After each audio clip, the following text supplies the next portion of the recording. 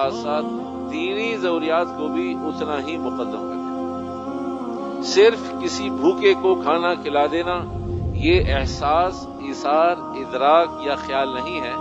اس بھوکے کی آخرت بھی بگڑنے سے بچانا، اس پیاسے کی، اس ننگے کی، اس پریشان حال آدمی کی، اس بیمار کی آخرت کی بھی فکر کرنا، تب یہ مسلمان کا حق ادا کرنے کے مترادف ہے۔ ورنہ آج عمومی طور سے جب اور جہاں بھی جو بھی کوشش ہو رہی ہے وہ دینی ضروریات کو تو ضروریات سمجھتے نہیں، دنیاوی ضروریات کو ضروریات سمجھ کر کوشاں اور سعی ہیں۔ اس واسطے ان تمام مسلمانوں کو، تمام کام کرنے والوں کو، تمام تنظیموں کو، اجتماعی ہوں، انفرادی ہوں، علاقائی ہوں، ملکی ہوں، صوبائی ہوں، سب کو یہ پیغام ہے کہ مسلمان کیوں مسلمانوں کی مدد کر رہا؟ اس لیے کہ وہ مسلمان ہیں، ہم مسلمان ہیں۔ صرف پیٹ بھرنے کی ضرورت کو پورا کرنے سے ہم اور آپ بری ذمہ نہیں ہوں گے۔ تو آج کا مضمون یہ ہے کہ آپ نے ایک احسان کیا، ان کی ضروریات کے پورا کرنے کی فکر کی جو خالص دنیاوی ضروریات ہیں۔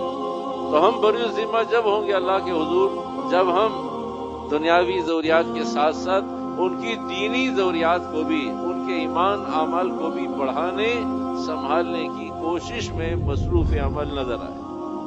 اگر ہم نے ان کی آخرت کی فکر نہ کی، ہم نے ان کی نمازوں کی فکر نہ کی، ہم نے ان کے ایمان کی فکر نہ کی، تو یہ شاید دنیاوی ضروریات ہمیں جنت میں نہ لے جائے۔ تو دنیاوی ضروریات کے پیچھے اصل دینی ضروریات ہے۔ مسلمان باقی رہے، مسلمان کے ایمان اعمال اس کے پاس باقی رہیں۔ اور اس موقع پر بہت اچھا موقع ہے کہ آدمی جب قسمہ پرسی میں ہوتا ہے، فقر و فاقے میں ہوتا ہے، تنگ دستی میں ہوتا ہے، تو پھر اللہ کی طرف رجوع کروانا اور کرنا آسان ہوگا۔ ایک ان کی دینی ضرورت ہے، ہماری بھی ہے، ان کی بھی ہے۔ دینی ضرورت ہے کہ ان کی اس پریشانی کے عالم میں دینی ضروریات بھی پوری ہونی چاہیے۔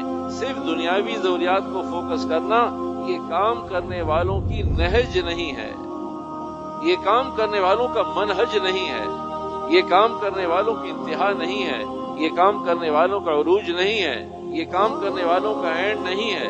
انتہا یہ ہے کہ کام کرنے والے دونوں رخ پر کام کر رہے ہیں۔ تو اس واسطے میرے محترم آج کا مضمون اور خلاصہ یہ ہے کہ مسلمان الحمدللہ سیلاب زدگان کی بھرپور مدد کر رہے ہیں۔ ہر آدمی کے اندر احساس ہے، ہر آدمی کے اندر فکر ہے، کوشاں ہے، سعی ہے، لیکن عمومی طور سے بھی، انفرادی طور سے بھی، اجتماعی طور سے بھی، صوبائی بنیادوں پر بھی، ملکی اور بین الاقوامی بنیادوں پر بھی اگر ہمارے پیش نظر اس مجمع کی آخرت سامنے نہ ہوئی تو شاید ہمیں ان کی بھوک کا انتظام کرنا مہنگا پڑ جائے، دنیاوی اعتبار سے بھی اور اخروی اعتبار سے بھی، اور اللہ کے یہاں جواب دینا مشکل ہو جائے کہ تم نے پیٹ بھرنا ایک وقت، دو وقت، ایک مہینہ، 2 مہینے اس کی فکر کی، تم نے ان کی آخرت کی فکر نہیں کی۔ تو بھائی قرآن حکیم کی آیت ان اللہ عنده علم الساعہ، اللہ کو قیامت معلوم ہے کب آنی ہے، کن لوگوں پر آنی ہے، کس زمانے میں آنی ہے۔ اللہ نے ہمیں اور آپ کو جو زمین عطا فرمائی ہے، اس زمین کے اندر حوادثات کو قبول کرنے کی 100% صلاحیت موجود ہے۔ جو زمین خشکی کا پوری کائنات میں موجود ہے، اس کی خصوصیت یہ ہے، اسپیشلٹی یہ ہے کہ وہ حوادثات کو قبول کرتی ہے۔ وہ زمین زلزلوں کو بھی قبول کرتی ہے، وہ زمین بارشوں کو بھی قبول کرتی ہے، وہ زمین بوجھ کو بھی قبول کرتی ہے، وہ ہول اور خلا کو بھی قبول کرتی ہے، وہ آگ کو بھی قبول کرتی ہے، وہ حوادثات کو بھی قبول کرتی ہے، وہ ایکسیڈنٹ کو بھی قبول کرتی ہے، وہ قتل و غارت کو بھی قبول کرتی ہے۔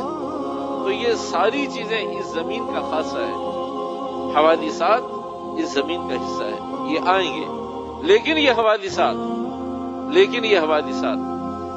قیامت تک آئیں گے، انسانوں پر آئیں گے، رہنے والوں پر آئیں گے، قوموں پر آئیں گے۔ یہ سارے کے سارے حوادثات، یہ تمام کے تمام حوادثات 2 رخ اپنے ساتھ لے کر آتے ہیں۔ ہر حادثہ اپنے ساتھ 2 رخ لے کر آتا ہے۔ یا وہ حادثہ آدمی پر عذاب ہوا کرتا ہے، یا وہ حادثہ آدمی کے رفع درجات کا ذریعہ بناتا ہے. کوئی تکلیف ہو ذاتی حیثیت میں، اگر کسی آدمی کے سر میں درد ہو گیا، کسی کو بخار ہو گیا، کسی کو نزلہ ہو گیا، کسی کو اور چھوٹی سی کوئی تکلیف ہو گئی، ذاتی حیثیت کا بھی اصول یہی ہے، اجتماعی حیثیت کا بھی اصول یہی ہے، قومی حیثیت کا بھی اصول اور ضابطہ یہی ہے. جب تکلیف آتی ہے دو حال ساتھ لے کر آتی ہے، یا تو وہ کسی پکڑ کا ذریعہ ہے اور یا رفع درجات کا ذریعہ. اس موقع پر اللہ کی شان آدھے سے زیادہ ملک متاثر، تو ہر آدمی اپنے ذوق کے مطابق معلومات قرآن حدیث کے تناظر میں معلومات دینا ضروری ہے، تاکہ میں اور آپ لب کشائی کے موقع پر، میں اور آپ انگلی اٹھانے کے موقع پر، میں اور آپ کوئی رائے قائم کرنے کے موقع پر، اظہار معافی ضمیر کرنے کے موقع پر سنبھل کر محتاط انداز میں رائے قائم کریں کہ میری رائے اس وقت قرآن حدیث کے مناسب ہے یا نہیں، مطابق ہے یا نہیں. تو اس رائے کے قائم کرنے میں کہ یہ عذاب ہے، لوگوں کو توبہ کرنی چاہیے. نہیں عذاب نہیں ہے، رفع درجات ہیں. اللہ پاک کوئی بڑی کامیابی، بڑی راحت، بڑی سہولت ان معلوم سے اس کی بنیاد پر دینا چاہیے. تو جو کچھ نہیں کر رہا، جس کے پاس کوئی کام نہیں ہے، وہ رائے زنی کر رہا ہے. جو کچھ نہیں کر رہا وہ تبصرے کرتا ہے، جو کچھ نہیں کرتا وہ کچہری لگاتا ہے، وہ گپ شپ میں اور اپنے قرب و جوار میں چار آدمیوں کے درمیان وہ اس موضوع کو رونق بخشتا ہے کہ بھئی یہ عذاب ہے، لوگ عذاب میں مبتلا ہیں، توبہ کرنی چاہیے لوگ.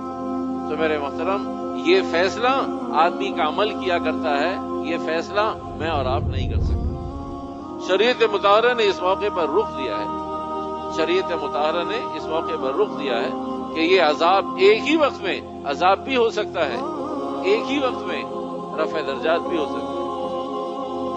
ایک ہی آدمی کے لیے تھوڑی دیر کے رفع درجات ہو سکتے ہیں، ایک ہی آدمی کے لیے تھوڑی دیر کے لیے عذاب ہو سکتا ہے. ایک ہی ماحول اور معاشرے میں رفع درجات بھی ہو سکتے ہیں، اللہ کی طرف سے عطا کے راستے کا سبب بھی بن سکتا ہے اور عذابات بھی ہو سکتے ہیں. یہ فیصلہ کون کرے گا؟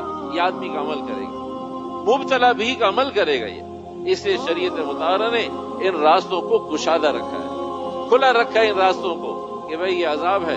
یہ جو لوگ مبتلا نہیں ہیں ان کو قطعاً رائے قائم کرنے کا نہ اختیار ہے نہ اجازت ہے. یہ تو جو لوگ مبتلا ہیں وہ فیصلہ کریں گے.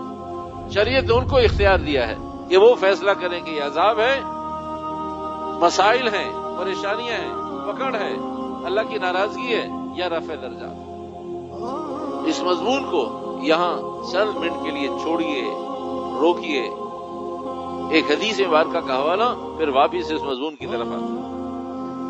ترمذی شریف کی روایت ہے، ترمذی شریف کی روایت اسامہ بن زید رضی اللہ تعالی عنہ فرماتے ہیں، اللہ کے نبی علیہ الصلوۃ والسلام نے ارشاد فرمایا، جب تم پر کوئی احسان کرے، جب تم پر کوئی احسان کرے تو تم بھی اس پر احسان کا بدلہ احسان کے ساتھ ادا کرو. وہ تمہیں کچھ دے تم بھی اسے دو. وہ تمہارے ساتھ کوئی خیر خائی کرے تم بھی خیر خائی کرو. وہ تمہارے ساتھ بھلائی کرے تم بھی بھلائی کرو. وہ تمہارے لیے اچھا سوچے تم بھی اچھا سوچو. وہ تمہارے لیے اچھا کرے تم بھی اچھا کرو.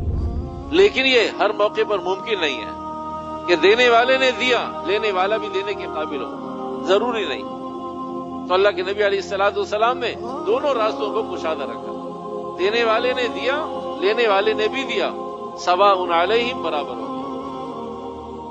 بھلائی کرنے والے نے بھلائی، احسان کرنے والے نے احسان، اچھائی کرنے والے نے اچھائی، تو لینے والے نے، قبول کرنے والے نے بھی اسی طرح کا بدلہ دے دیا. یہ پہلی صورت ہے.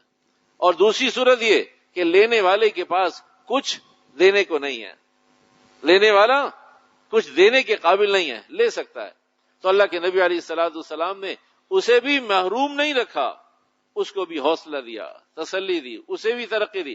فرمایا تم یہ کہہ دو جزاک اللہ خیرن، اللہ تمہیں بہترین اس کا بدل اپنی جناب سے عطا فرما دے. اللہ کے نبی پھر کیا ہوگا؟ کہا ایسا ہی ہوگا جیسا اس نے دیا اور تم نے نہیں دیا، جیسا اس دینے پر اسے اجر ملا ایسے ہی تمہیں کہنے پر اجر ملا. جزاک اللہ خیرا.